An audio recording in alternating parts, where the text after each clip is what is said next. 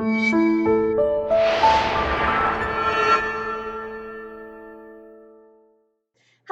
it's the Curious Low, back with another review. This week I have the Divergent Series Allegiant, or just Allegiant, or Allegiant Part 1. I've seen a couple different titles for this movie, depending on where I look. I'm not even really sure what they're calling it, but regardless, it is the third Divergent movie. And I guess I'll just get right into it. I saw the first Divergent movie after it was out of theaters. I just watched it on a whim. I don't even remember like how long it had been out of theaters.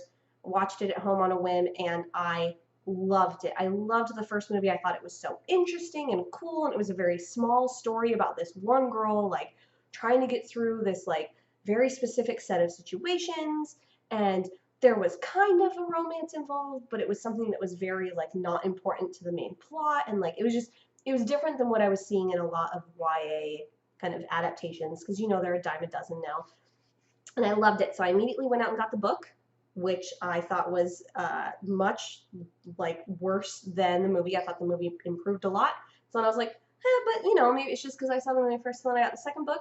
Second book I could not get halfway through, and then of course when the second movie came out, I thought it was awful.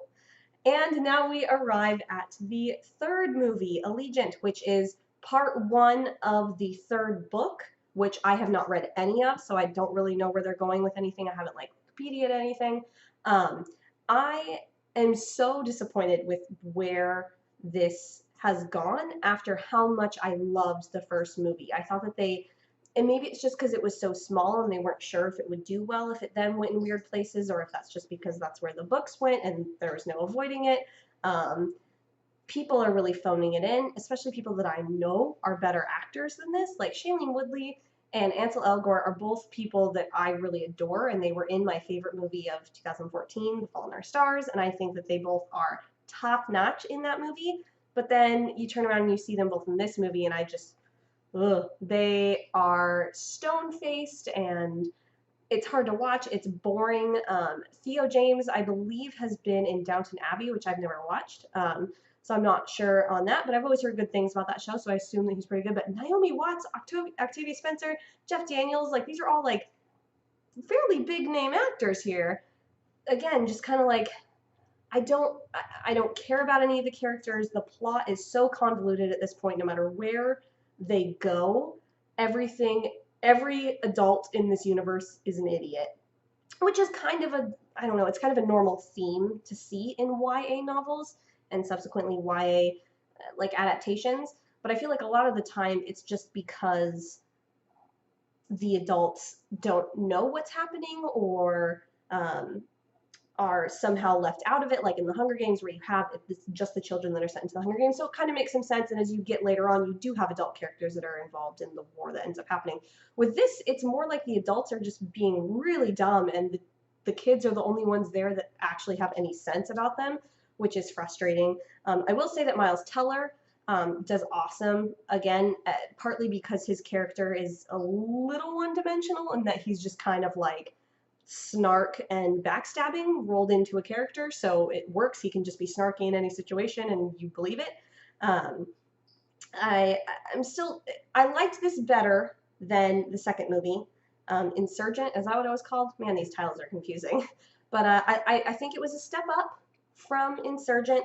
I still think that the YA, the need to adapt so many YA novels to movies is getting a little out of hand. That's not to say that some of these books aren't amazing books, but I don't think that all of them necessarily translate well, or just aren't being translated well.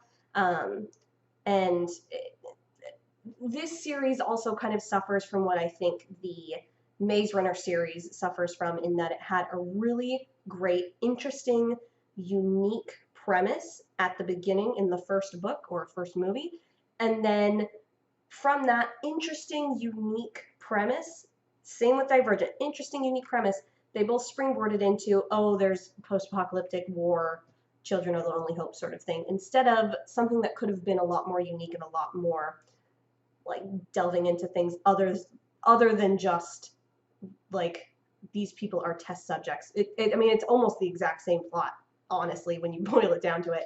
That's not to say that I'm totally hating on all YA. Like, I love YA. I read so much YA. I just mentioned that The Fault in Our Stars is one of my favorite movies from a few years ago. I just feel like this movie and the series don't really know what it wants to be. Doesn't really know what it wants to be. They're kind of all over the place. There's a moment where a character that we've known for 2 movies dies fairly early on in the movie, and I saw it coming a mile away. Just the way that the scene was shot as the camera turned around was very like, oh, we're turning her out, and here's the character, and the 2 characters are having this like eye lock moment, and then, bam, she's dead, sort of a thing. And I also felt nothing because even though we've known this character for 2 movies, she's done almost nothing. In the first movie, she had some stuff to do, but she was very background in the second movie. So I guess I just feel like they don't spend enough time with individual characters, and especially in this movie where you have essentially 3 different plots going on. You've got the people, the teens that are all together, and then you have 2 different like factions that are sort of warring against each other, and those 2 different factions have almost nothing that is shown on screen, even though I think that they should have, because the climax of the movie takes place because of what is happening between these 2 factions, and you have no idea what has been happening with them. I feel like I'm waffling on at this point. One last thing, the CGI in this movie is awful.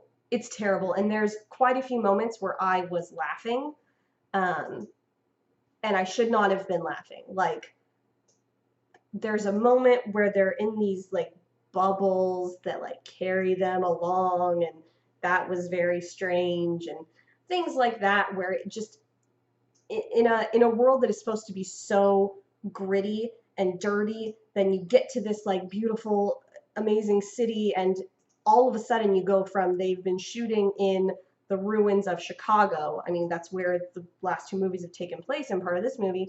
So I'm sure that they used some just ruins somewhere, and I'm sure that they even used some actual shots of the skyline of Chicago, like things like that. Like, these are real world places that you can go and shoot at, or at least draw from, to then suddenly being in this like almost like fantasy world. It's very jarring. It's a very different thing, and I just don't think that it landed well.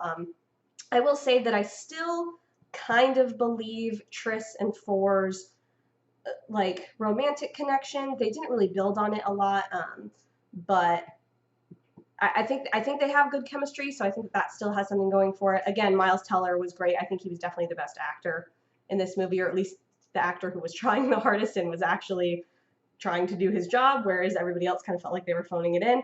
I know I'm really ragging on this movie at this point. I think that it's subpar. If you really love this type of movie, I guess going into it, you're probably going to get what you expect. If this is your favorite book series, by all means, I'm sure that it will be, good enough for you, but it's not a very well-made movie. It seems very rushed. And this might be similar in that I felt this way about the first Hunger Games movie, and then when the second Hunger Games movie came out, it was a little bit more of a whole story, but this story just cuts off.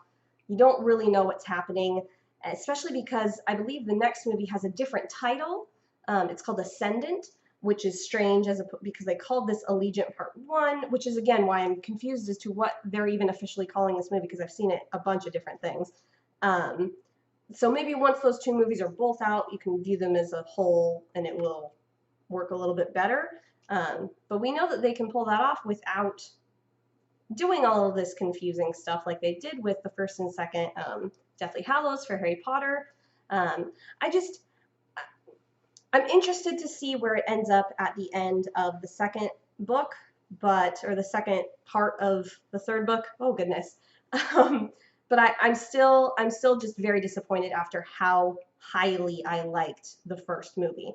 All right, at this point, I'm going on way too far. If you are a big fan of this book series, I'm sure that you will enjoy it. It's just not an amazing movie. So until next week, which I'm not sure that I'll actually get a review out just because of a big movie, sure you guys have heard of it, that's coming out next week. But in the meantime, I'm sure see you guys for a couple other videos. Bye!